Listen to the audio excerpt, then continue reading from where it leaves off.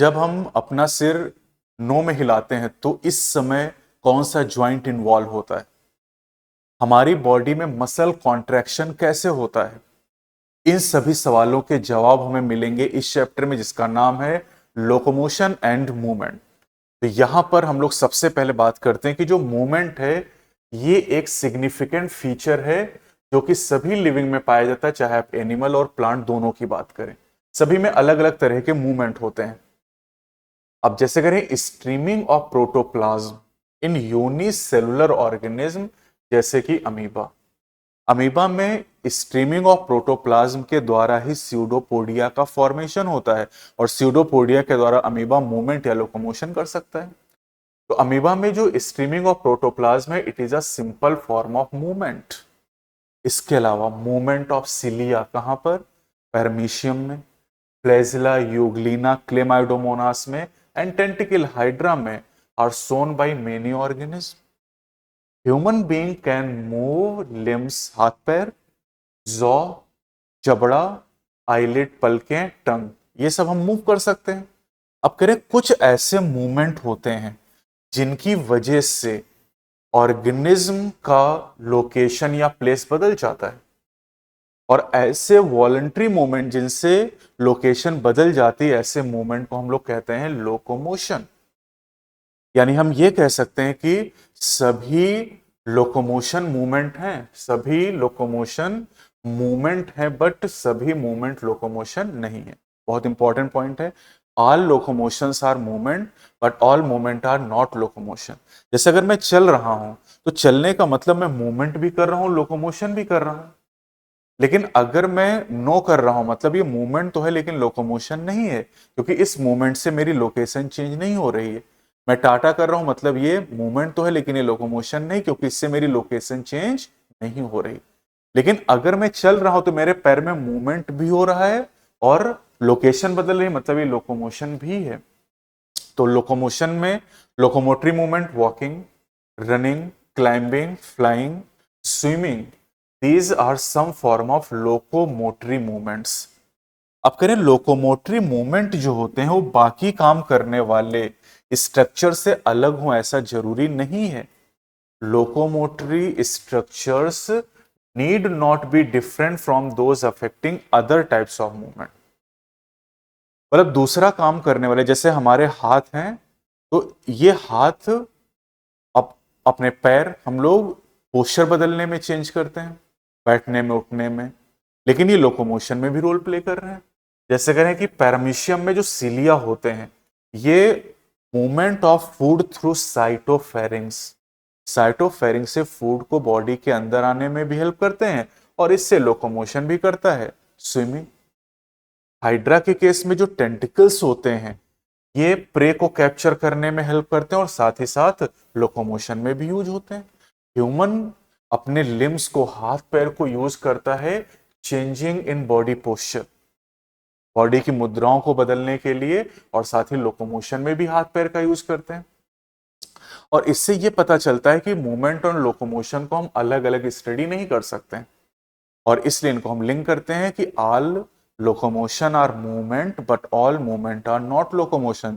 जैसे हम लोग एनिमल किंगडम में कहते थे ना कि all vertebrates are chordates but all chordates are not vertebrate. Biomolecule में हम कहते हैं कि all coenzymes are cofactors but all cofactor are not coenzymes. अब जो लोकोमोशन का तरीका है कि कौन सा ऑर्गेनिज्म कैसे लोकोमोशन करेगा, रनिंग करेगा, स्विमिंग करेगा, वॉकिंग करेगा, method of locomotion perform by animal very with their habitat and demand of the situation. भाई अगर मछली पानी के अंदर रहती तो वहां वॉकिंग तो नहीं कर सकती ना, रनिंग, वहां पर रनिंग नहीं करेगी, मतलब वहां पर वो स्विमिंग करेगी। हम पानी के बाहर रहते हैं तो हम यहाँ स्विमिंग तो कर नहीं सकते हैं। यानी हैबिटेट बदलने पर आप देखो कि लोकोमोशन का तरीका बदल जाता है। साथ ही साथ डिमांड ऑफ सिचुएशन, मान लो आप टहलते हुए जा रहे हैं, वॉकिंग कर रहे थे और पीछे कुत्ता आ गया तो आप दौड़ने लगे, रनिंग करने लगे। मतलब आपका जो लोकोमोशन का तरीका है वो डिमांड ऑफ सिचुएशन, कि कैसी सिचुएशन उस पर निर्भर कर रहा है। ऑर्गेनिज्म लोकोमोशन क्यों करते हैं? तो लोकोमोशन जनरली होता है सर्च ऑफ फूड, खाना ढूंढने के लिए, शेल्टर, रहने की जगह ढूंढने के लिए, मेट साथी ढूंढने के लिए, और साथी मिल गया तो फिर सुटेबल ब्रीडिंग ग्राउंड भी चाहिए जहां प्रजनन कर सके, फेवरेबल क्लाइमेटिक कंडीशन, अच्छी जलवायु के लिए, और टू एस्केप फ्रॉम एनिमीज और प्रेडेटर, अपने दुश्मनों से या अपने शिकारी से बचने के लिए ज्यादातर एनिमल्स लोकोमोशन करते हैं। ये पर्पज होगा लोकोमोशन का। अब यहां हम बात करते हैं टाइप्स ऑफ मूवमेंट के बारे में। तो ह्यूमन बॉडी में अगर हम बात करें तो तीन तरह के मूवमेंट होते हैं, three main type of movement. कौन कौन से? Amoeboid, ciliary and muscular movement. सबसे पहला अमीबॉयड मूवमेंट। अमीबॉयड मूवमेंट कहां पर होगा? अमीबॉयड मूवमेंट हमारी बॉडी में मैक्रोफेजेस के अंदर होगा। मैक्रोफेज आपने पढ़ा है, एरियोलर टिश्यूज के अंदर मैक्रोफेज पाई जाती है, एंड ल्यूकोसाइट, डब्ल्यूबीसीज, ये हमारे ब्लड में है। इनमें अमीबॉयड मूवमेंट होता है, और अमीबॉयड मूवमेंट स्यूडोपोडिया के द्वारा होता है, और स्यूडोपोडिया का फॉर्मेशन होता है स्ट्रीमिंग ऑफ प्रोटोप्लाज्म। जैसे कि अमीबा में, वैसे ही डब्ल्यूबीसीज और मैक्रोफेजेस में अमीबॉयड मूवमेंट होता है। और यहां पर साइटोस्केलेटल एलिमेंट, माइक्रोफिलामेंट हेल्प करते हैं अमीबॉयड मूवमेंट में। साइटोस्केलेटल एलिमेंट सेल में आपको तीन तरह के दिए गए हैं, एक माइक्रोट्यूब्यूल, दूसरा माइक्रोफिलामेंट, तीसरा इंटरमीडिएट फिलामेंट। थोड़ा सा ध्यान रखिए आप, सिलिया और फ्लैजिला माइक्रोट्यूब्यूल से बने होते हैं, और ये जो स्यूडोपोडिया उसमें देखो माइक्रोफिलामेंट रोल प्ले कर। बढ़िया सवाल है ये। दूसरा कौन सा है? Ciliary movement.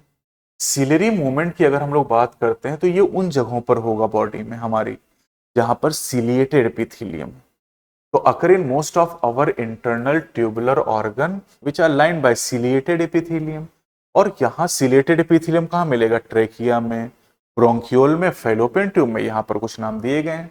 The coordinated movement of the cilia in trachea help in the removing dust particle and some of the foreign substances जैसे पॉलन हो गए, inhaled along with the atmospheric air। और ट्रेकिया याद करिए तो एक कंडक्टिंग पार्ट का हिस्सा है, और conducting part clear air from foreign particles.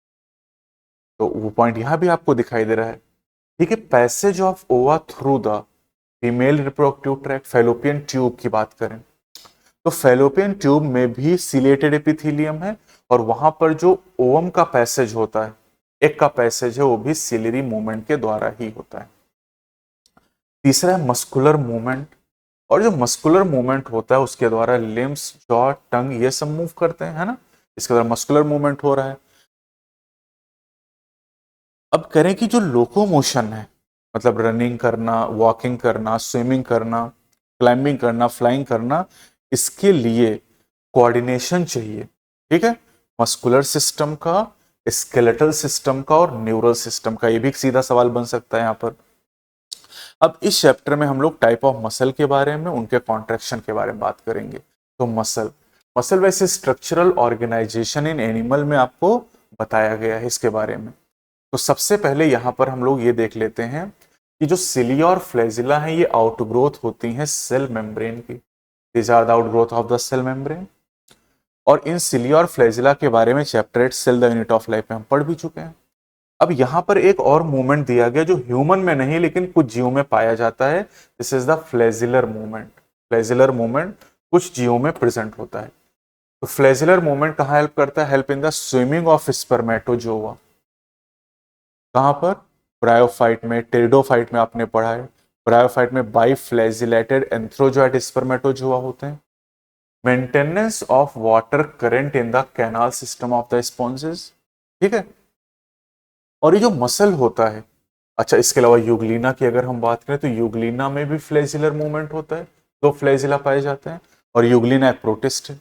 अब जो मसल होती है इसकी ओरिजिन मीजोडर्मल होती है। पिछले लेक्चर में भी हमने बात किया था। मीजोडर्मल ओरिजिन में नोटोकॉर्ड आ जाता है, हार्ट आ जाता है, और हमारी मसल आ जाती है। मसल हमारी बॉडी का 40 से 50% बॉडी वेट बनाती हैं। और मसल में स्पेशल प्रॉपर्टी होती है एक्साइटेबिलिटी, एक्साइट होने की, कॉन्ट्रैक्टिलिटी, कॉन्ट्रैक्शन करने की, सिकुड़ने की, एक्सटेंसिबिलिटी, फैलने की, एंड इलास्टिसिटी। इलास्टिसिटी मतलब फैल के फिर से सिकुड़ जाती हैं। जैसे रबर बैंड आपने देखा, उसको खींच दीजिए, छोड़ दीजिए तो ओरिजिनल लोकेशन पे आ जाता है, तो इसी कहते हैं इलास्टिसिटी। अब जो मसल है उनका जो क्लासिफिकेशन कई आधार पे किया जाता है, जैसे लोकेशन के आधार पे, अपीयरेंस के आधार पे, striated unstriated, nature of regulation के आधार पे, वॉलंटरी इनवॉलंटरी। लेकिन यहां पर जो क्लासिफिकेशन है वो लोकेशन के आधार पे, लोकेशन के आधार पे हमारी जो मसल है वो तीन तरह की होती है। एक को हम लोग कहते हैं स्केलेटल मसल, जैसे बाइसेप्स, ट्राइसेप्स, जो कि स्केलेटल बोन से अटैच होती हैं। विसरल मसल जो इंटरनल ऑर्गन्स, हॉलो ऑर्गन्स के अंदर होती हैं। और कार्डियक मसल जो कि हार्ट में पाई जाती हैं। तो पहली स्केलेटल मसल है। जो स्केलेटल मसल होती हैं, these are closely associated with the skeletal component of the body, that is bone या कार्टिलेज, है ना। They have a striped appearance, इसमें धारियां होती हैं, माइक्रोस्कोप के अंदर दिखाई देती है, इसलिए इन्हें स्ट्रिएटेड मसल भी कहा जाता है। और इनकी जो एक्टिविटीज हैं वो नर्वस सिस्टम के वॉलंटरी कंट्रोल में होती हैं, इसलिए इन्हें वॉलंटरी मसल भी कहा जाता है। हम मतलब अपनी इच्छा से इनमें कॉन्ट्रैक्शन करा सकते हैं। और इनका जो मुख्य काम primarily involve in locomotory action and changes of body posture, यानी जब आप चलते हैं, दौड़ते हैं, पेड़ पे चढ़ते हैं, तो उसमें स्केलेटल मसल ही इन्वॉल्व होती है। जैसे मैं कुछ लिख रहा हूं तो मेरी स्केलेटल मसल ही इन्वॉल्व है, मैं बोल रहा हूं, मेरी टंग में जो मूवमेंट हो रहा है, जॉ में, वो स्केलेटल मसल के द्वारा ही हो रहा है। दूसरी विसरल मसल्स, इनको देखते हैं। जो विसरल मसल होती हैं ये inner wall of hollow visceral organ, internal organ के अंदर होती है, जैसे alimentary canal, reproductive tract etcetera. जैसे रिप्रोडक्टिव ट्रैक्ट में यूट्रस आपने पढ़ा, और यूट्रस की मायोमेट्रियम में स्मूथ मसल पाई जाती है ना। They do not show any striation, इनमें कोई स्ट्रिएशन नहीं होते हैं, और इसलिए इन्हें स्मूथ मसल कहा जाता है, या नॉन स्ट्रिएटेड मसल या अनस्ट्रिएटेड कहा जाता है। और इनकी एक्टिविटीज डायरेक्ट वॉलंटरी कंट्रोल में नहीं होती हैं, और इसलिए इन्हें इनवॉलंटरी मसल कहा जाता है। मतलब अपनी इच्छा से हम इनको सीधे कंट्रोल नहीं कर सकते। अब इनका काम क्या है, अब देखिए, they help in the transportation of food through the digestive tract. Alimentary canal में जो स्मूथ मसल, विसरल मसल है, वो फूड के ट्रांसपोर्ट में मदद करेंगे, और रिप्रोडक्टिव ट्रैक्ट में गैमीट का जो ट्रांसपोर्ट होगा वो विसरल मसल के द्वारा। तीसरी जो मसल है, दीज आर कार्डियक मसल्स, और नाम से ही पता चला कार्डियक टर्म तो हार्ट के लिए होता है, तो ये मसल केवल और केवल हार्ट में पाई जाते हैं। अब कई सारी कार्डियक मसल सेल मिलके कार्डियक मसल को बनाते हैं। मसल इज अ टिश्यू, और टिश्यू सेल से बना होता है, और ये ब्रांचिंग होती है, कार्डियक मसल ब्रांचिंग पैटर्न में होती हैं। और अपीयरेंस के आधार पे कार्डियक मसल जो होती है स्ट्रिएटेड होती हैं।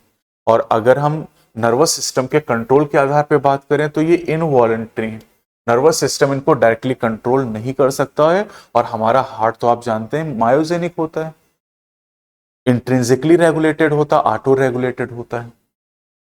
अब इन तीनों मसल में जो डिटेल में हम लोगों को पढ़नी है वो पढ़नी है स्केलेटल मसल, ये डिटेल में, इनकी पूरी मैकेनिज्म सिलेबस में हमारे। तो स्केलेटल मसल की अगर हम लोग बात करते हैं तो एक स्केलेटल मसल बनी होती है बहुत सारे मसल बंडल के द्वारा, या इन्हें कहते हैं फेजिकल। एक स्केलेटल मसल बहुत सारे मसल बंडल या फेजिकल से मिलके बनी। आप देख सकते हैं ये जो मसल आपको दिखाई दे, इसमें एक फेजिकल ये हो गया पूरा, है ना, ये दूसरा हो गया, ये तीसरा, ये सब फेजिकल्स आपको दिखाए गए। अब कह रहे हैं कि ये जो फेजिकल होते हैं ये आपस में एक दूसरे से जुड़े होते हैं कॉमन कोलेजिनस कनेक्टिव टिश्यू लेयर के द्वारा, जिससे हम फेशिया कहते हैं। तो फेशिया, ये जो मैंने कवरिंग दिखाई ये फेशिया है, और इसके द्वारा ये जो आप देख लो, ये जो फेजिकल है ये आपस में एक दूसरे से सब जुड़े हुए हैं, लिंक है ना। These are held together with the fascia. Each muscle bundle contain, अब हर बंडल के अंदर बहुत सारी सेल होंगी, और उन सेल को मसल फाइबर कहते हैं या मसल सेल कहते हैं। तो आप देख लो यहां पर एक फेजिकल के अंदर आप देखो तो ये जो दिखाए गए हैं ये एक एक सेल यहां पर दिखाई दे रही, मसल सेल, या इन्हें मसल फाइबर का नाम दिया जाता है, मसल सेल या मसल फाइबर। और जो मसल फाइबर, इन्हें हम लोग एनाटॉमिकल यूनिट कहते हैं। और इन मसल फाइबर या मसल सेल की जो सेल मेम्ब्रेन, प्लाज्मा लेमा, उसे सार्कोलेमा कहते हैं, है ना। और यहां देखो, यहां पर पूरा कैपिलरी का नेटवर्क भी फैला हुआ है। तो muscle fibre, each muscle fibre is lined by the plasma membrane called sarcolemma, एक नया नाम है। इनक्लोजिंग द सार्कोप्लाज्म, यहां पर साइटोप्लाज्म को सार्कोप्लाज्म कहते हैं। Muscle fibre is a syncytium, syncytium मतलब इसके अंदर बहुत सारे न्यूक्लियाई हैं। As the sarcoplasm contain many nuclei, साथ ही साथ यहां एंडोप्लाज्मिक रेटिकुलम को सार्कोप्लाज्मिक रेटिकुलम कहा जाएगा। And this is the store house of calcium, and NEET में पूछा जा चुका है। अब मसल फाइबर की अगर हम कैरेक्टरिस्टिक फीचर की बात करते हैं तो यहां पर बहुत सारे पैरेलली अरेंज्ड फिलामेंट पाए जाते हैं सार्कोप्लाज्म के अंदर, जिन्हें मायोफिलामेंट या मायोफाइब्रिल कहते हैं। मायोफिलामेंट या मायोफाइब्रिल। माइक्रोफिलामेंट अलग है और मायोफिलामेंट अलग है, ध्यान रखिए। मायो टर्म मसल को बताता है। अभी आपने देखा ना वो जो अमीबॉयड मूवमेंट था, यहां पर आपने देखा था साइटोस्केलेटल एलिमेंट, माइक्रोफिलामेंट ये अलग है, मायोफिलामेंट अलग। मिक्स नहीं कर देना दोनों को, ठीक, दोनों एकदम अलग अलग चीजें हैं। तो इसका मतलब यह है कि हर एक मसल के अंदर बहुत सारे मसल बंडल हैं, मसल बंडल के अंदर मसल फाइबर है, और मसल फाइबर के अंदर मायोफाइब्रिल है। अब मायोफाइब्रिल के अंदर चलते हैं, तो हर माइक्रोफाइब्रिल के अंदर ऑल्टरनेट लाइट और डार्क बैंड होते हैं हर मायोफाइब्रिल के अंदर। जैसे ये मायोफाइब्रिल आपको दिखाई दे रहा है, इसके अंदर आपको डार्क बैंड दिखाई दे रहा, फिर लाइट बैंड, फिर डार्क बैंड, फिर लाइट बैंड, फिर डार्क बैंड। तो ये ऑल्टरनेट यहां पर प्रेजेंट होते हैं। अब मायोफाइब्रिल की जब डिटेल स्टडी हम करते हैं तो ये पता चलता है कि ये जो स्ट्रिएटेड अपीयरेंस होता है, जो धारीदार अपीयरेंस होता है स्केलेटल मसल का, वो डिस्ट्रीब्यूशन पैटर्न की वजह से होता है दो इंपॉर्टेंट प्रोटीन, एक एक्टिन और दूसरा जो लाइट बैंड होता है उसके अंदर एक्टिन होता है, और इसलिए इसे हम आई बैंड के नाम से जानते हैं, ठीक है, या आइसोट्रॉपिक बैंड कहते हैं। जबकि जो डार्क बैंड होता है उसे हम ए बैंड या एन आइसोट्रॉपिक बैंड कहते हैं, और डार्क बैंड में मायोसिन नाम की प्रोटीन पाई जाती है। तो लाइट बैंड में एक्टिन हो गया और डार्क बैंड में मायोसिन हो। लाइट बैंड को आई बैंड भी कहते हैं और डार्क बैंड को ए बैंड कहते हैं, अगर मान लो कंफ्यूज हो रहे हो। तो लाइट को ऐसे लिखोगे लाइट, तो लाइट में एल के बाद क्या आ गया आई, मतलब आई बैंड। डार्क लिखोगे आप तो डार्क में डी के बाद क्या हो गया ए, मतलब ये ए बैंड हो। कोई कंफ्यूजन है तो इससे सॉल्व कर लो। अब कह रहे दोनों जो प्रोटीन है एक्टिन और मायोसिन, ये अरेंज होती हैं रॉड लाइक स्ट्रक्चर में parallel to each other and also to the longitudinal axis of myofibril. और इनमें जो एक्टिन फिलामेंट होते हैं वो थिनर होते हैं मायोसिन फिलामेंट की तुलना में, और इसलिए जो एक्टिन फिलामेंट है उन्हें थिन फिलामेंट कहते हैं और मायोसिन को थिक फिलामेंट भी कहा जाता है। अब कह रहे centre of the I band, I band के सेंटर में एक इलास्टिक फाइबर होता है जिसे जेड लाइन कहते हैं, और ये जेड लाइन आई बैंड को दो हिस्सों में काट देती है। आप देख लो यहां, ये जो लाइट बैंड आपको दिखाई दे रहा आई बैंड, इसके बीचों बीच में ये डार्क लाइन दिखाई दे रही है जिसे हम लोग जेड लाइन करेंगे। आप देख सकते हैं ये जेड लाइन है। ये जो आई बैंड है इसके बीचों बीच में आप कह सकते हैं ये जेड लाइन हो गई। ये आई बैंड है इतना, और इसके बीचों बीच में यहां पर जेड लाइन है। और कह रहे हैं कि जो जब दो हिस्सों में काट दिया गया आई बैंड को, थिन फिलामेंट को, तो जो थिन फिलामेंट दोनों साइड के हैं वो tightly firmly attach to the Z line, दोनों तरफ से वो टाइटली अटैच हो जाएंगे। इधर से थिन फिलामेंट, इधर से इससे टाइटली अटैच हो जाता है। The thick filament in the A band are also held together in the middle of this band by a thick fibrous membrane called M line. तो ए बैंड के बीचों बीच में जो लाइन है, ए बैंड आपको दिखाया गया यहां से लेके यहां तक, यहां से यहां तक ये ए बैंड, और इसके बीचों बीच में जो लाइन होती है उसे हम लोग एम लाइन के नाम से, बीचों बीच में एम लाइन हो जाए। अब करें कि A and I band are arranged alternately throughout the length of myo, यानी ये जो डायग्राम है ये एक मायोफाइब्रिल का यहां से तक, और इसमें आप देखो तो ऑल्टरनेट लाइट और डार्क बैंड दिखाई दे रहे हैं। यहां पर लाइट बैंड के बीचों बीच में जेड लाइन है और ए बैंड के बीच में आपको एम लाइन दिखाई दे रही है। The portion of myofibril between two successive Z line is considered as functional unit of contraction and is called a sarcomere.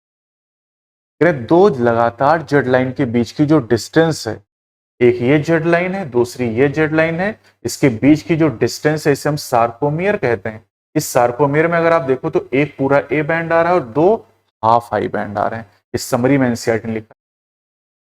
तो sarcomere is the functional unit of muscle contraction, और जो muscle fibre है anatomical unit of muscle. ये summary में कुछ point दिए हुए अभी देखेंगे। तो कह रहे इन अ रेस्टिंग स्टेट, जब मसल कॉन्ट्रैक्ट नहीं कर रहे उस केस में, ये रेस्टिंग स्टेट का डायग्राम है। रेस्टिंग स्टेट में the edges of thin filament on either side of the thick filament partially overlap the free end of the thick filament। आप देख लो इस डायग्राम में, इस डायग्राम में अगर आप देखोगे तो जो थिक फिलामेंट है ए बैंड है ना, इसकी जो किनारे हैं आप देख सकते हो थिन फिलामेंट के द्वारा ओवरलैप्ड है, लेकिन बीच का जो हिस्सा है ये वाला जो पार्ट ए बैंड का, ये ओवरलैप नहीं, इसे एच जोन कहते हैं। तो वही देखिए यहां लिखा है, leaving the central part of the thick filament. तो थिक फिलामेंट के दोनों तरफ एजेस को थिन फिलामेंट ने ओवरलैप किया है। जो सेंट्रल पार्ट थिक फिलामेंट का जो कि ओवरलैप नहीं है थिन फिलामेंट के द्वारा, उसे एच जोन कहा जाता है। और एच जोन के सेंटर में एम लाइन या ए बैंड के सेंटर में एम लाइन आपको दिखाई दे। अब आते हैं और बात करते हैं स्ट्रक्चर ऑफ कॉन्ट्रेक्टाइल प्रोटीन। जो एक्टिन और मायोसिन है ये कॉन्ट्रेक्टाइल प्रोटीन, और इनका स्ट्रक्चर आपको यहां पर देखना है। चलिए देखते हैं। ईच थिन या एक्टिन फिलामेंट की अगर हम लोग बात करते हैं तो ये बनी होती तीन प्रोटीन से। इसमें एक्टिन आपको मिलेगा, इसमें आपको ट्रोपोमायोसिन मिलेगा, और ट्रोपोनिन नाम की प्रोटीन मिलेगी। तो एक एक्टिन फिलामेंट में दो एफ एक्टिन होते हैं, एफ मतलब फिलामेंटस एक्टिन होते हैं, और ये दोनों फिलामेंटस एक्टिन हेलिकली उंड रहते हैं, एक दूसरे से लिपटे हुए रहते हैं। एक एफ एक्टिन पॉलीमर होता है मोनोमेरिक जी एक्टिन, जी मतलब ग्लोबुलर एक्टिन। तो ग्लोबुलर यानी जी एक्टिन मिलके एफ एक्टिन बनाते हैं, और दो एफ एक्टिन मिलके एक एक्टिन को बनाते हैं। अब करें two filament of another protein tropomyosin also run close to the F actin throughout its length.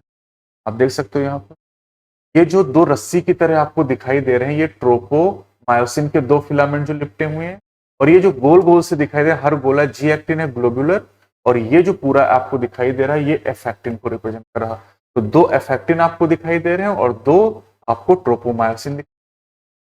अब ट्रोपोमायोसिन के ऊपर आप देखें तो रेगुलर इंटरवल पे ट्रोपोनिन नाम की ये प्रोटीन आपको ट्रोपोमायोसिन के ऊपर दिखाई दे रही है। तो तीन प्रोटीन हो गई, देखिए यहां लिखा है एन एक्टिन और थिन फिलामेंट। तो थिन फिलामेंट में एक तो आपको एफ एक्टिन दिखाई दे रहा है, ट्रोपोमायोसिन दिखाई दे रहा है, और ट्रोपोनिन दिखाई दे रहा है। A complex protein troponin is distributed at regular interval on the tropomyosin।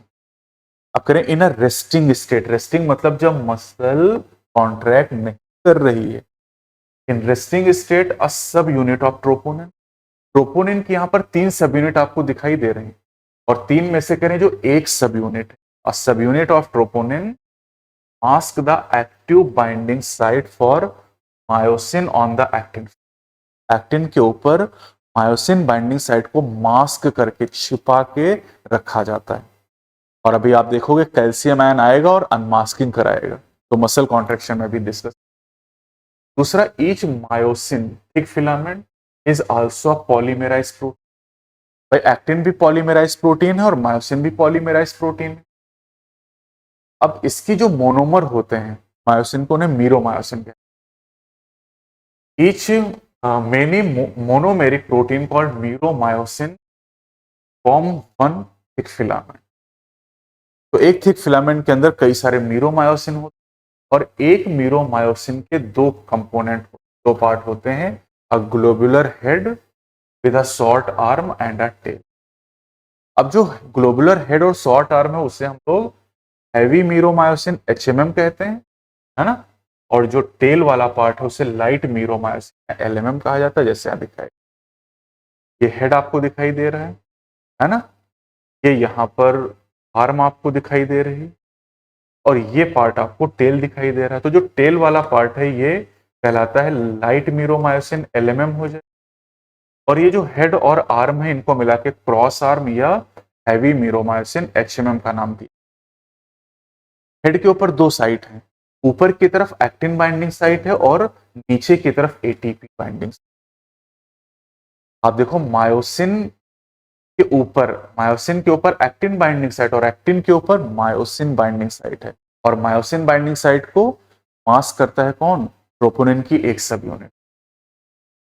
तो द HMM कंपोनेंट, HMM मतलब head and the short arm project outward at regular distance and angle from each other from the surface of polymerized myosin and is known as cross arm।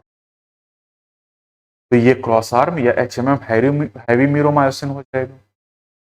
The globular head is an active ATPase enzyme.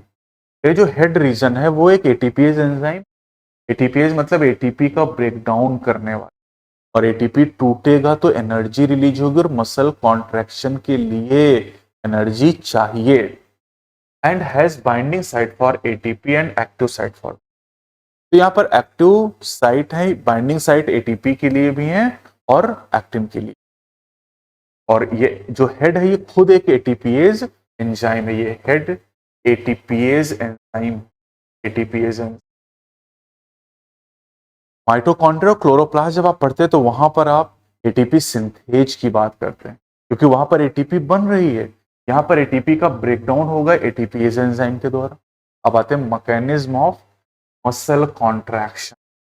तो muscle contraction की जो mechanism explain की गई है sliding filament theory के द्वारा, और ये थ्योरी कहती है कि कॉन्ट्रैक्शन के दौरान, है ना, कॉन्ट्रैक्शन तब होता है जब स्लाइडिंग होती है थिन फिलामेंट की थिक फिलामेंट के ऊपर, यानी जो थिन फिलामेंट हो थिक फिलामेंट के ऊपर सरकता है, जिसके द्वारा मसल कॉन्ट्रैक्शन होता है।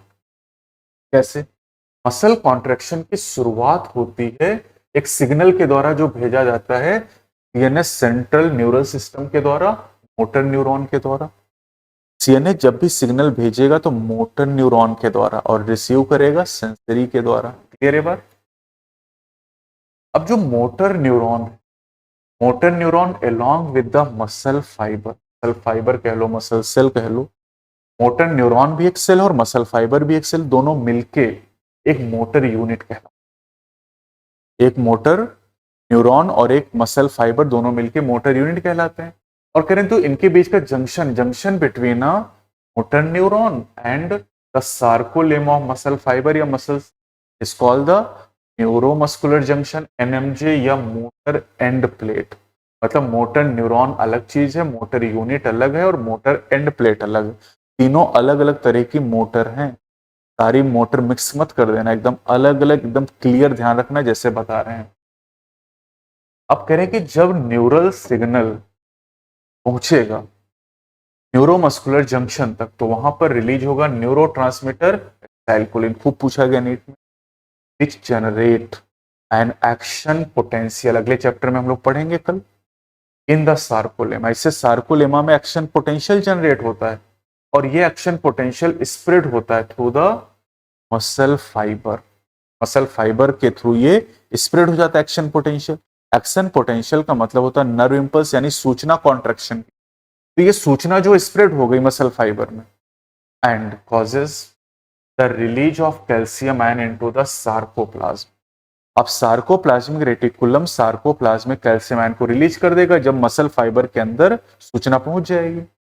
और जब कैल्शियम आयन बढ़ेंगे सार्कोप्लाज्म में, तो इसकी वजह से कैल्शियम बाइंड करेंगे ट्रोपोनिन की उस सब यूनिट से जिसने मास कर रखा है मायोसिन बाइंडिंग से। और जैसे ट्रोपोनिन से जुड़ेगा कैल्शियम आयन, वैसे ही remove the masking of active site for myosin. जो मायोसिन बाइंडिंग साइट है वो अनमास्क हो जाएगा, खुल जाएगा, और अब वहां पर myosin utilizing the energy from ATP hydrolysis. The myosin head now bind to the exposed active site on actin to form a cross bridge. अब कह रहे हैं कि जो एटीपी, यहां पर एटीपी बाइंडिंग साइट पे एटीपी जुड़ी हुई है, इन एटीपी को तोड़ा जाएगा जिससे एनर्जी रिलीज होगी, उस एनर्जी को यूज किया जाएगा और अब मायोसिन हेड एक्टिन से जुड़ जाएगा जिससे क्रॉस ब्रिज बनेगा। देखो क्रॉस ब्रिज अलग है और क्रॉस आर्म अलग है। क्रॉस आर्म किसे कह रहे हैं? क्रॉस आर्म कह रहे हैं हेड और आर्म को मिला के। और क्रॉस ब्रिज किसे कह रहे हैं? क्रॉस ब्रिज उसे कहते हैं जब एक्टिन और मायोसिन फिलामेंट एक दूसरे से जुड़, तो क्रॉस ब्रिज बन गया। और क्रॉस ब्रिज बनने के बाद ये देखिए यहां पर फॉर्मेशन ऑफ क्रॉस ब्रिज, यानी क्रॉस ब्रिज बन गया, एक्टिन और मायोसिन एक दूसरे से जुड़ गए, तो क्रॉस ब्रिज का फॉर्मेशन हो गया। और क्रॉस ब्रिज बनने के बाद जो क्रॉस ब्रिज है pulls the attached actin filament towards the centre of A band. A band का सेंटर क्या है? M line. तो अब जो क्रॉस ब्रिज है, जो मायोसिन फिलामेंट है, वो दोनों तरफ से एक्टिन को सेंटर की तरफ खींचेगा। और एक्टिन को जब खींचेगा तो एक्टिन के साथ टाइटली अटैच है जेड लाइन, तो दोनों तरफ से जेड लाइन भी अंदर खींचाएंगे। और दो जेड लाइन के बीच की दूरी तो सार्कोमियर। तो पहले सार्कोमियर बड़ा था, अब जब दोनों तरफ से खींचेगा तो सार्कोमियर छोटा हो जाएगा। और सार्कोमियर का छोटा होना ही मसल कॉन्ट्रैक्शन कहलाएगा। The Z line attached to these actin are also pulled inward, thereby causing a shortening of sarcomere. That यानी आपसे कोई पूछे व्हाट इज मसल कॉन्ट्रैक्शन, तो आप कहोगे शॉर्टनिंग ऑफ सार्कोमियर। खत्म। अब जब शॉर्टनिंग होगी, कॉन्ट्रैक्शन होगा मसल का, तो आई बैंड जो वो छोटा हो जाएगा। आई बैंड छोटा हो जाएगा, लेकिन ए बैंड अपनी लेंथ को रिटेन रखेगा। बहुत नीट में आया। ए बैंड में कोई चेंज नहीं होगा। ए बैंड की लेंथ इतनी रहेगी, आई बैंड छोटा होगा, एच जोन छोटा होगा, डिसअपियर भी हो सकता है, सार्कोमियर छोटा हो जाएगा, लेकिन ए बैंड में कोई चेंज। ठीक है। अब कह रहे हैं कि जो मायोसिन ये रिलीज कर देगी एडीपी और इनऑर्गेनिक फॉस्फेट को and goes back to its relaxed. A new ATP bind, एक नया एटीपी जुड़ेगा। कहां पर? एटीपी बाइंडिंग साइट पे, and the cross bridge is. जब एटीपी जुड़ेगा तो क्रॉस ब्रिज टूट जाएगा, क्रॉस ब्रिज टूट जाएगा। ATP is again hydrolysed by the myosin head and the cycle of cross bridge formation. अब देखो जब एटीपी टूटता है तो क्रॉस ब्रिज बनता है, और जब क्रॉस ब्रिज टूटता है उस समय एटीपी जुड़ता है, एटीपी बाइंड करता है। यहां देख सकते हैं ये आपको एच जोन दिखाई दे रहा है, नॉन ओवरलैपिंग रीजन है ना। ये दो जेड लाइन के बीच की दूरी सार्कोमियर, मसल कॉन्ट्रैक्शन की फंक्शन। जब कॉन्ट्रैक्शन हुआ तो आप देखो यहां पर सार्कोमियर छोटा हो गया, यही तो मसल कॉन्ट्रैक्शन। और मैक्सिमम कॉन्ट्रैक्शन की स्टेट में अगर आप देखो यहाँ पर, तो मैक्सिमम कॉन्ट्रैक्शन की स्टेट में जो एच जोन है एकदम डिसअपियर हो गया। यहाँ पर एच जोन इतना है, यहाँ पर एच जोन इतना है, लेकिन यहाँ पर एच जोन गायब ही हो गया। तो मैक्सिमम कॉन्ट्रैक्शन की स्टेट में जो एच जोन है डिसअपियर। अब ये मसल कॉन्ट्रैक्शन है कब तक चलता रहेगा? मसल कॉन्ट्रैक्शन तब तक चलता रहेगा जब तक कैल्शियम आयन को वापस सार्कोप्लाज्मिक में भेज ना दिया जाए। जब कैल्शियम सार्कोप्लाज्मिक सिस्टर्नी में चले जाएंगे सार्कोप्लाज्म से, तो फिर से एक्टिन फिलामेंट की मास्किंग, मायोसिन बाइंडिंग साइट को मास्क कर दिया जाए, और इसकी वजह से जो जेड लाइन है वो रिटर्न हो जाएगी ओरिजिनल पोजीशन पे, दैट इज। अब करिए जो रिएक्शन टाइम है कि मसल कितनी देर में कॉन्ट्रैक्ट करेगी, कितनी देर में रिलैक्स करेगी, रिएक्शन टाइम ये अलग अलग मसल में अलग अलग होता है। अगर कोई मसल बार बार एक्टिवेट हो रही है ना, repeated activation of muscle, bar bar contract हो रही, बार बार रिलैक्स हो रही, जैसे हम लोग जब दौड़ते हैं, जब दौड़ना शुरू करते हैं तो शुरुआत में तो थकावट नहीं लगती, लेकिन कुछ देर दौड़ने के बाद पैर की मसल में दर्द होने लगता है। Can lead to accumulation of lactic acid due to anaerobic breakdown of glycogen। Muscle में ग्लाइकोजन स्टोर होता है, उसका एनारोबिक ब्रेकडाउन होता है जिससे लैक्टिक एसिड बनता है, और इसी से फटीग यानी थकावट होती है आपको। और लैक्टिक एसिड आप जानते हैं कि ये पॉइजनस है, और पॉइजन आपकी मसल में इकट्ठा हो रहा है इसलिए पेन होता है। कुछ देर आप रेस्ट करते हैं, दर्द गायब हो जाता है। मसल के अंदर एक रेड कलर का ऑक्सीजन स्टोरिंग पिगमेंट है, मायोग्लोबिन कहते हैं। आरबीसी के अंदर रेड कलर का ऑक्सीजन कैरिंग पिगमेंट है जिसे हम हीमोग्लोबिन कहते हैं। मसल के अंदर रेड कलर का ऑक्सीजन स्टोरिंग पिगमेंट है जिसे मायोग्लोबिन कहते हैं। वैसे मायो टर्म तो आप जानते हैं कि मसल के लिए आता है ना। अब जो मायोग्लोबिन कंटेंट होता है ये कुछ मसल में हाई होता है, जो उन मसल को रेडिश अपीयरेंस देता है, और ऐसी मसल को हम लोग रेड मसल या रेड फाइबर कहते हैं। इन मसल के अंदर बहुत सारे माइटोकॉन्ड्रिया पाए जाते हैं, बहुत सारे माइटोकॉन्ड्रिया, और इन माइटोकॉन्ड्रिया के द्वारा लार्ज अमाउंट में ऑक्सीजन का यूज किया जाता है एटीपी प्रोडक्शन के लिए, और इसलिए इन मसल को एरोबिक मसल कहते हैं, क्योंकि mitochondria is the site of the aerobic respiration. तो रेड मसल को एरोबिक मसल भी। दूसरी तरफ कुछ ऐसी मसल होती जिनके अंदर बहुत कम मात्रा में मायोग्लोबिन होता है, जिसकी वजह से इनका अपीयरेंस पेल या व्हाइटिश होता है, इसलिए इन्हें व्हाइट फाइबर या व्हाइट मसल कहते हैं। माइटोकॉन्ड्रिया का नंबर भी इनमें कम होता है, लेकिन सार्कोप्लाज्मिक रेटिकुलम इनमें काफी ज्यादा इंपॉर्टेंट पॉइंट है, और ये एनारोबिक प्रोसेस पर डिपेंड करती हैं एनर्जी प्रोडक्शन की। तो रेड और व्हाइट फाइबर की जो कहानी ये इंपॉर्टेंट है, पूछी जाती है, अच्छे से इसको ध्यान रखें। तो यहां पर आपका मस्कुलर सिस्टम कंप्लीट। इस चैप्टर लोकोमोशन एंड मूवमेंट में हम लोग दो टॉपिक कवर करते हैं, एक तो मस्कुलर सिस्टम और दूसरा skeletal system.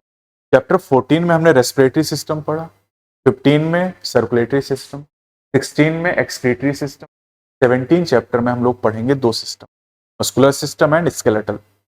Chapter 18 neural system, और चैप्टर 19 जो है वो एंडोक्राइन सिस्टम।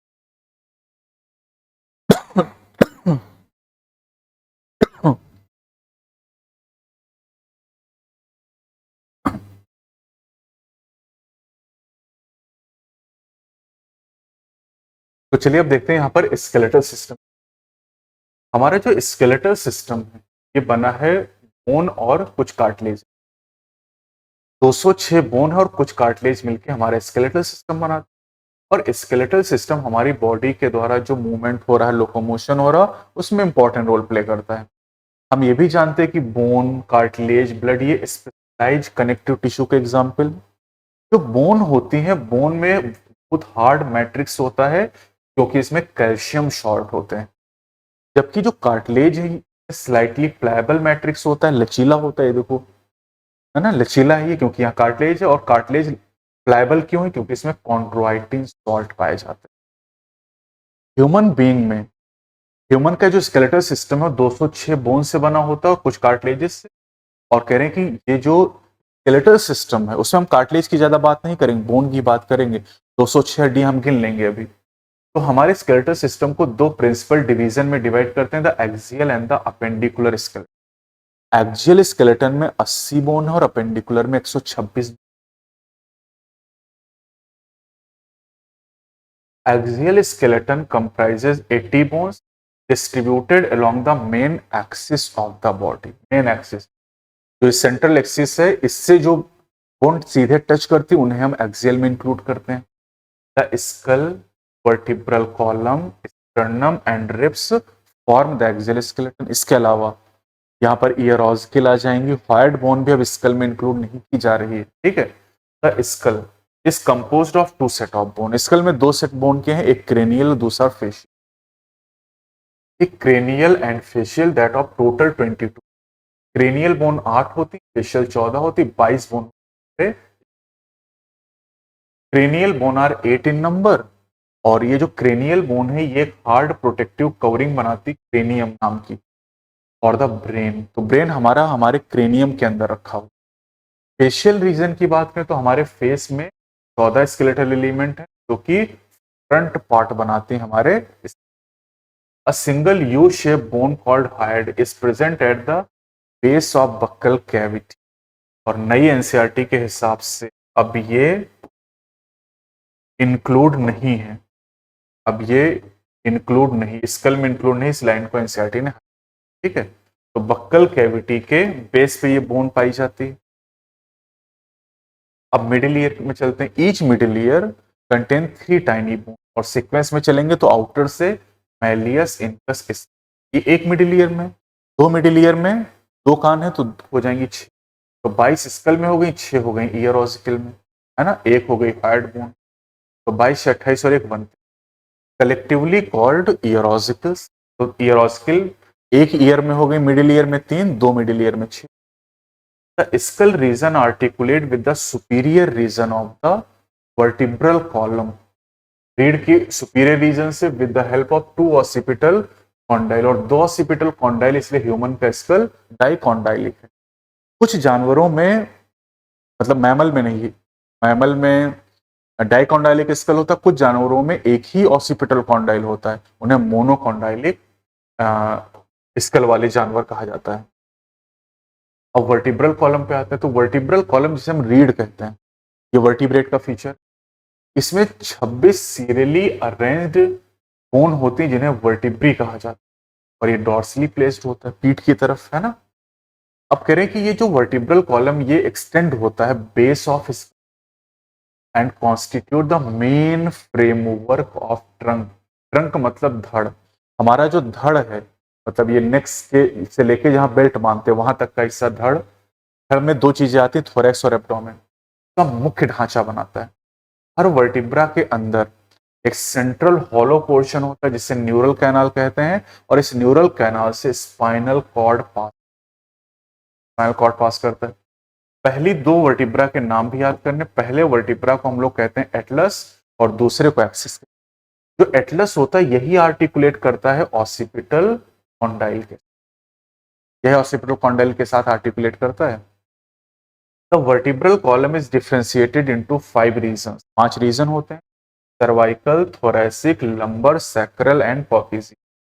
नंबर आपको याद करना है 7, 12, 5, 1, 1, और आखिरी वाले जो 2 फ्यूज हैं, तो टोटल यहां पर हो जाएंगे 20। तो स्कल में 22 हो गए, 1 हार्ड बोन हो गई, 6 ईयर ऑस्किल हो गए, 26 हो गई यहाँ पर वर्टिब्री, और 24 हो जाएंगे यहाँ पर रिब्स, और ये आप जोड़ लो, है ना। तो अच्छा, एक और बोन बची स्टर्नम, स्टर्नम भी जोड़ लो यहाँ पर, है ना। ये हो गया skull, hyoid bone, ear ossicle, vertebral column, ribs and ये स्टर्नम, ठीक है। और इतना अगर आप जोड़ लोगे तो आप देखो 2, 1, 3, 6, 3, 9, 9, 6, 15, 4, 19 और 1, 20, 2, 4, 2, 6, 2, 8, 80 टिप पे आपको काउंट होना चाहिए। The number of cervical vertebrae, cervical vertebrae का जो नंबर हो ज्यादातर मैमल के साथ होता है, 7 in almost all mammal including human, कुछ एक्सेप्शन है इसलिए ऑलमोस्ट ऑल कह रहा है। तो मेमोरी ग्लैंड तो सारे मैमल का फीचर है, उसमें कोई एक्सेप्शन। द वर्टिब्रल कॉलम काम क्या है, protect the spinal, neural canal के अंदर स्पाइनल कॉर्ड पास होता है इसके अंदर से, और ये प्रोटेक्शन, सपोर्ट द हेड, हमारे हेड को सपोर्ट देता है। जब हेड हम मूव करते हैं ना, तो हमारा पूरा हेड एक्सिस नाम के वर्टिब्रा के ऊपर घूम रहा है, and serve as the point of attachment for the ribs and musculature of the back.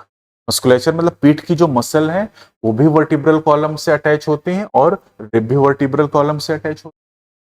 फिर एक बोन यहाँ पर है sternum, sternum is the flat bone on the ventral midline of thorax. ये थोरैक्स में यहाँ पर बीचों बीच पाई थी, इसी के पीछे हार्ट की लोकेशन होती है। अब रिब आ जाते हैं तो 12 पेयर्स ऑफ रिब, यानी 24 रिब हो जाएंगे, 24 रिब 12 पेयर हो जाएंगे यहाँ।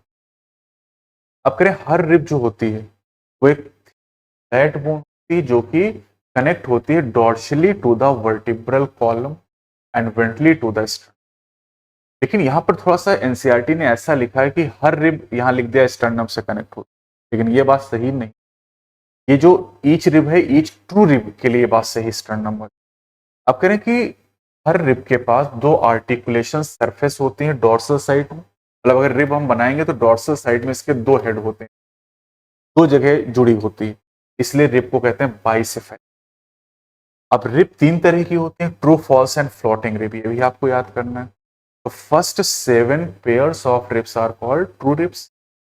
ट्रू रिब का मतलब क्या है, डॉर्सली ये अटैच होंगी थोरैसिक वर्टिब्री से, और वेंट्रली अटैच होंगी स्टर्नम से with the help of Helen cartilage. Helen cartilage के द्वारा देख सकते हैं जो ट्रू रिब है पहली 7 पेयर हैं, ये डॉर्सल साइड में वर्टिब्रल कॉलम से और वेंट्रल साइड में स्टर्नम से अटैच, और ये जो दिखाया गया है ये आपको हाइलाइन कार्टिलेज दिख, ये स्टर्नम आपको सिंगल बोन।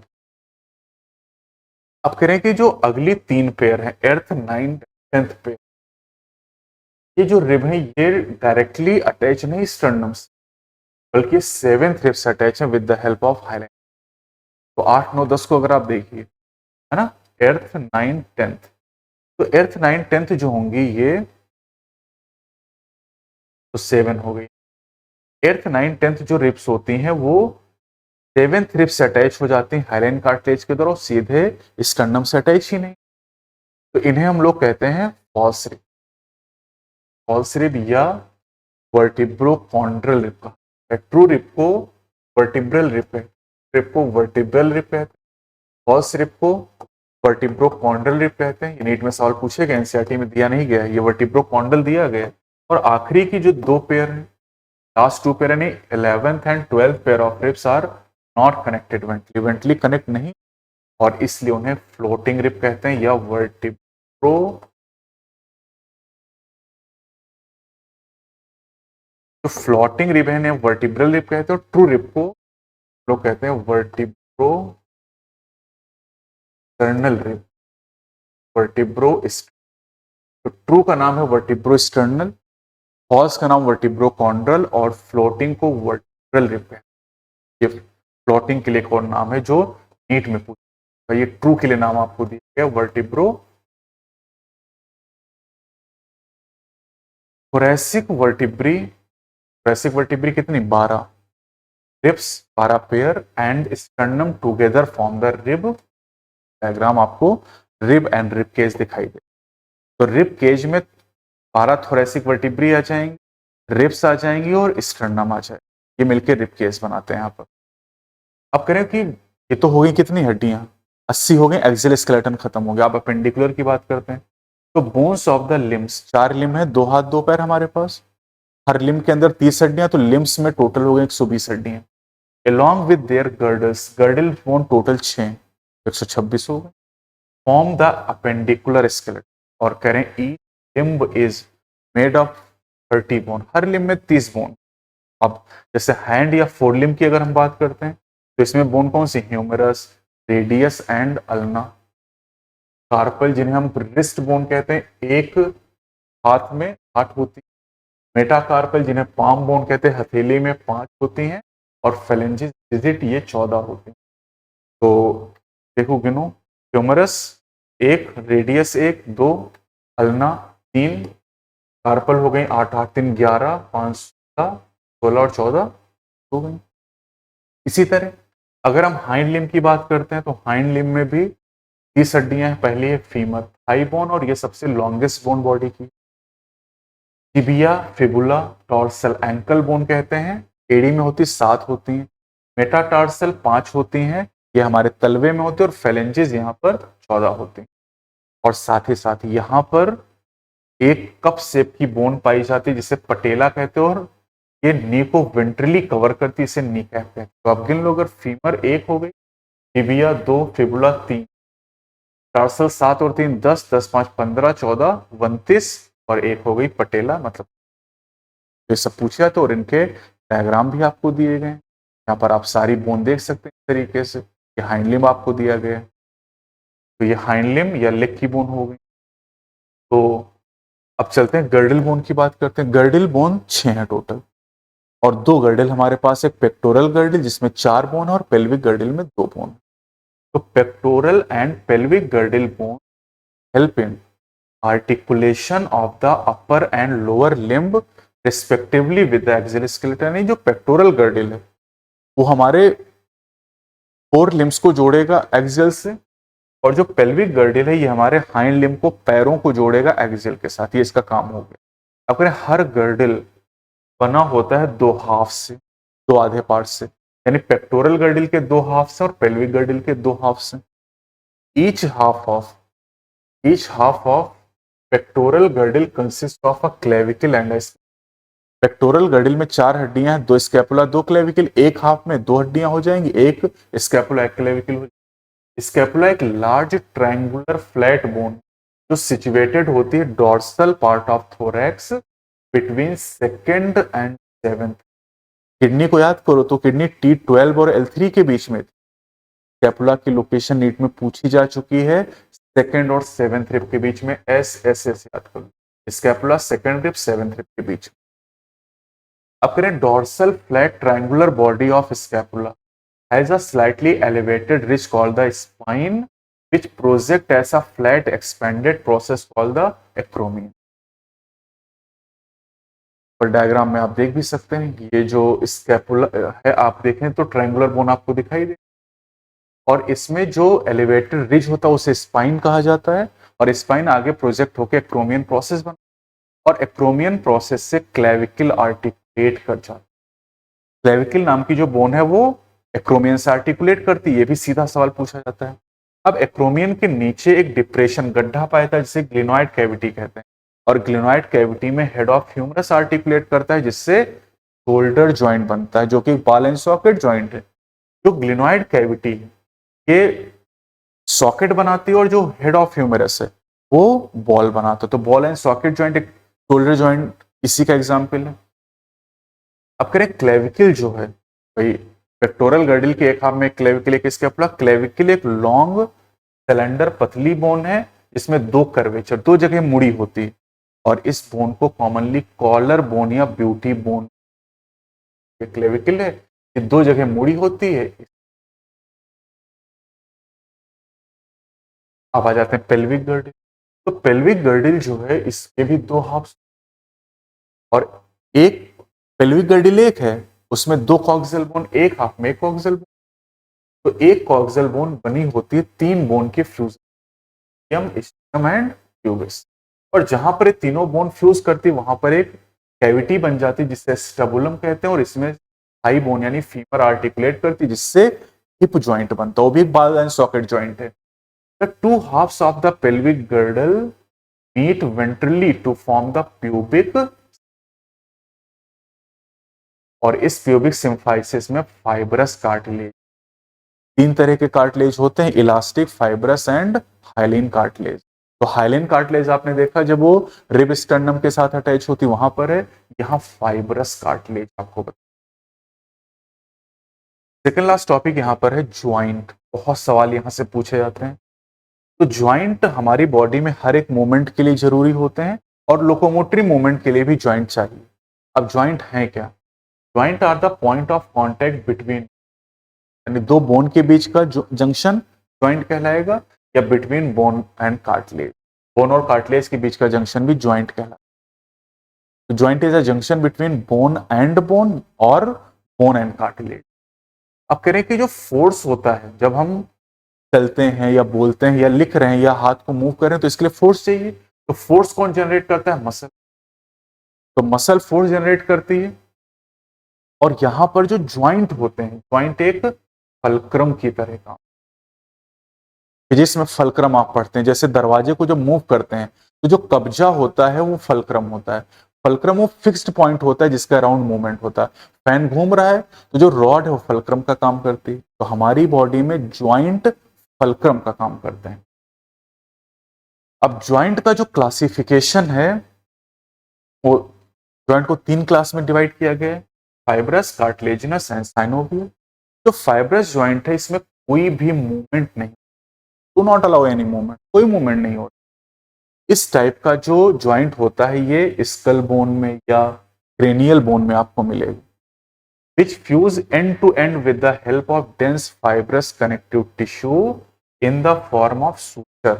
मतलब ऐसा लगता है कि सिल दिया गया इनको आपस में टू फॉर्म द क्रेनियम। हमारी क्रेनियम में 8 बोन है और सब आपस में सिली हुई हैं। तो यहां पर अगर आप क्रेनियम को देखेंगे तो यहां पर आपको सूचरल ज्वाइंट आपको मिल जाए, ये आपको दिखे सूचर की तरह, ऐसा लगता है कि सिल दिया गया है।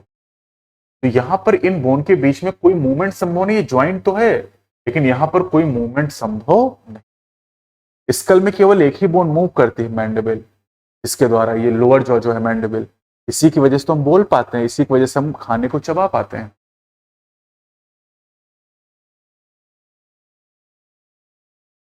दूसरा ज्वाइंट कार्टिलेजिनस। तो कार्टिलेजिनस ज्वाइंट जो होता है यहां पर जब दो बोन एक दूसरे से जंक्शन बनाएंगे तो इनके बीच में cartilage, the bone involve are join together with the help of cartilage. Cartilage उसके बीच में आ जाए। और ये कहां मिलेगा? Joint between the adjacent vertebrae in the vertebral column. Vertebral column में 26 बोन है, 26 वर्टिब्री हैं, और दो वर्टिब्री के बीच में यहां पर ये दो वर्टिब्री के बीच में जो वर्टिब्रल डिस्क दिखाई गई, ये कार्टिलेज। बीच में सवाल पूछा गया, तो ये कार्टिलेजिनस जॉइंट हो गया हमारे वर्टिब्रल कॉलम में, और वर्टिब्रल कॉलम की वजह से हम थोड़ा बहुत मूवमेंट कर सकते हैं, यानी इसमें थोड़ा बहुत मूवमेंट संभव हो सकता है। तो लिमिटेड मूवमेंट यहां पर कहेंगे, कार्टिलेजिनस जॉइंट में लिमिटेड मूवमेंट पॉसिबल।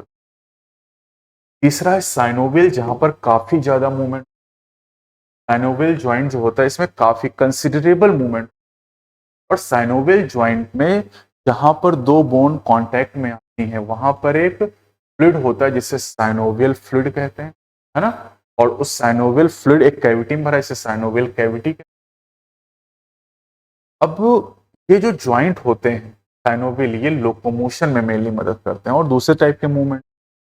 तो इस पे 5 एग्जाम्पल एनसीईआरटी ने दिए। पहला ball and socket joint between humerus and pectoral girdle, या आप कह सकते हैं between head of humerus and the glenoid cavity. कई सारे तरीके से आप पूछा, आप ऐसे कह सकते हैं ह्यूमरस और स्कैपुला के बीच, गिलनॉइड कैविटी पार्ट है स्कैपुला। हिंज जॉइंट दूसरा, नी जॉइंट, हमारा जो घुटना है वो हिंज जॉइंट, हिंज मतलब एक ही डायरेक्शन में ओपन करेगा। Pivot joint between Atlas and axis. Pivot joint मतलब जब हम नो कहते हैं ये पाइवोट जॉइंट है, तो ये जब मूवमेंट हो रहा तो ये सर्वाइकल 1 और सर्वाइकल 2 यानी एटलस और एक्सिस के बीच movement, in atlas and axis. ये सर्वाइकल 1 वर्टिब्रा है, cervical 2। Gliding joint, gliding joint ये कार्पल के बीच में, जब हाथ को हम ऐसे मूव कर रहे हैं तो कार्पल यहाँ पर 8 है जहां पर हम घड़ी बांधते हैं, जब इस हाथ को ऐसे मूव करें टाटा, तो इसका मतलब है कि यहाँ पर ग्लाइडिंग हो रही है। And saddle joint between carpal and metacarpal of thumb, है ना। जब अंगूठा दिखा रहे हैं आपको ऐसे, तो अंगूठा दिखा रहे हैं मतलब ये जो मूवमेंट यहाँ पर हो रहा है ये सैडल जॉइंट, यहाँ पर ये इस जगह पर मूवमेंट हो रहा है between carpal and metacarpal of thumb. Thumb में जितना मूवमेंट उतना बाकी उंगलियों में संभव नहीं ड्यू टू द सैडल। अब लास्ट टॉपिक है disorders of the muscular and skeletal system. Muscular system के 3 एग्जाम्पल हैं और स्केलेटल सिस्टम के 3 यहाँ पर एग्जाम्पल दिए गए। अगर आप रेस्पिरेटरी सिस्टम को देखो तो वहां पर 3 डिसऑर्डर थे, सर्कुलेटरी में 6, एक्सक्रीटरी में 3 और लोकोमोशन एंड मूवमेंट में 6, तो 3 6 3 6। अब आते हैं मायस्थीनिया ग्रेविस। तो myasthenia gravis autoimmune disorder है। ऑटो इम्यून मतलब तो इम्यून सिस्टम अपनी सेल को मारने लगता है। Affecting neuromuscular junction, motor end plate affect होता है, लीडिंग टू फटीग, थकावट, वीकनिंग, कमजोरी and paralysis of the skeletal. दूसरा muscular dystrophy, muscular dystrophy. Muscular dystrophy progressive degeneration, मतलब धीरे धीरे डिजेनरेट होती है स्केलेटल मसल, और ये जेनेटिक डिसऑर्डर है, मतलब इसकी इनहेरिटेंस होती है। तीसरी बीमारी है tetany. Tetany is the rapid spasm, wild contraction, बहुत तेजी से ऐठन होती मसल में due to low calcium in body. तो 3 बीमारियां हो गई मस्कुलर सिस्टम। अगली जो 3 है वो आपके हैं स्केलेटल सिस्टम। क्या क्या? आर्थराइटिस, इन्फ्लेमेशन ऑफ जॉइंट, जैसे glomerulonephritis, inflammation of glomerulus. Itis जब टर्म अगर आ रहा मतलब इन्फ्लेमेशन को बताएगा। ऑस्टियोपोरोसिस, ऑस्टियोपोरोसिस एक एज रिलेटेड डिसऑर्डर है, एज रिलेटेड। मस्कुलर डिस्ट्रॉफी एक जेनेटिक डिसऑर्डर है। Myasthenia gravis autoimmune disorder है। Osteoporosis age related. खूब नीट में सवाल आए। Characterised by decreased bone mass and increased chances of fractures. Decreased level of estrogen is a common cause. खासतौर से female में मेनोपॉज के बाद एस्ट्रोजन का लेवल डिक्रीज होता है और ये कॉमन कॉज है osteoporosis. And last is gout. This is inflammation of joint due to accumulation of uric acid crystal. ये 3 बीमारियां यहां पर हो गई स्केलेटल से। अब यहां पर समरी में भी कुछ पॉइंट दिए गए हैं, देख लेते हैं इसको। समरी में कौन सी खास बात यहां पर लिखी हुई है? ये point, muscle fibre is the anatomical unit of muscle. Muscle की जो एनाटॉमिकल यूनिट है वो मसल सेल हो जाएगी या मसल फाइबर आप कहेंगे। यहां पर दूसरा point, each sarcomere has a central A band made of a thick myosin filament and two half I band made of in actin. तो ये पॉइंट भी मेन एनसीईआरटी में आपको दिया नहीं। तो ये हमारा चैप्टर कंप्लीट होता है यहां पर लोकोमोशन एंड मूवमेंट। इंपॉर्टेंट है यहां पर मसल कॉन्ट्रैक्शन, ज्वाइंट के सवाल आते हैं, डिसऑर्डर के सवाल आते हैं। वैसे लगभग हर एक टॉपिक से सवाल पूछे जा चुके, पूरा एक एक लाइन आपको याद होनी चाहिए, कुछ भी पूछ सकता है, इसलिए मैंने थोड़ा आराम से आपको पढ़ाया है कि हर एक लाइन को यहाँ पर आप समझ पाए, क्योंकि इसमें थोड़ा सा कॉन्सेप्चुअल टॉपिक भी है जो मसल कॉन्ट्रैक्शन का टॉपिक है। अब अगला जो चैप्टर हमारा छोटा सा है न्यूरल कंट्रोल एंड कोऑर्डिनेशन। वहां पर हम न्यूरल सिस्टम के बारे में और कैसे नर्व इंपल्स जनरेट होता है, ट्रांसमिशन कैसे होता है, कंडक्शन कैसे होता है, उसके बारे में हम लोग अगले लेक्चर में डिटेल में पढ़ेंगे। अब वैसे तो ये जो चैप्टर मैंने आपको कराया यहाँ पर 1 घंटे का टाइम लगा लगभग, लेकिन मेनली आप इसको अगर डिटेल में पढ़ें, है ना, ये तो चूंकि फास्ट रिवीजन हम लोग करें, लेकिन अगर इसको पढ़ना है तो 6-7 घंटे का टाइम चाहिए। 6-7 घंटे में ये पूरा चैप्टर आप सही तरीके से जहां पर डायग्राम बना के और एक एक चीज लिख के आपको समझाई जाए। तो नीट 2027 के लिए गंगवार इंस्टीट्यूट का ऑफलाइन बैच स्टार्ट हो चुका है। अगर आप नीट 27 की तैयारी शुरू करना चाहते हैं तो स्टार्ट कर दीजिए, तो ऑलरेडी आप 1 महीने वैसे भी लेट हो चुके हैं। 11 महीने का समय बचा हुआ है, 1 महीने आपका निकल गया, आपको पता भी नहीं चला होगा। और शुरुआत में ज्यादातर बच्चे 70-80% बच्चे 3-4 महीने इसी तरीके से वेस्ट कर देते हैं। और आप तो जानते हैं सीबीटी हो गया है, बहुत सारे चेंजेज आ रहे हैं, अटेम्प्ट लिमिट, एज लिमिट, तो आप पूरे टाइम को यूटिलाइज करिए और जितनी जल्दी हो सके अपनी पढ़ाई स्टार्ट कर दीजिए।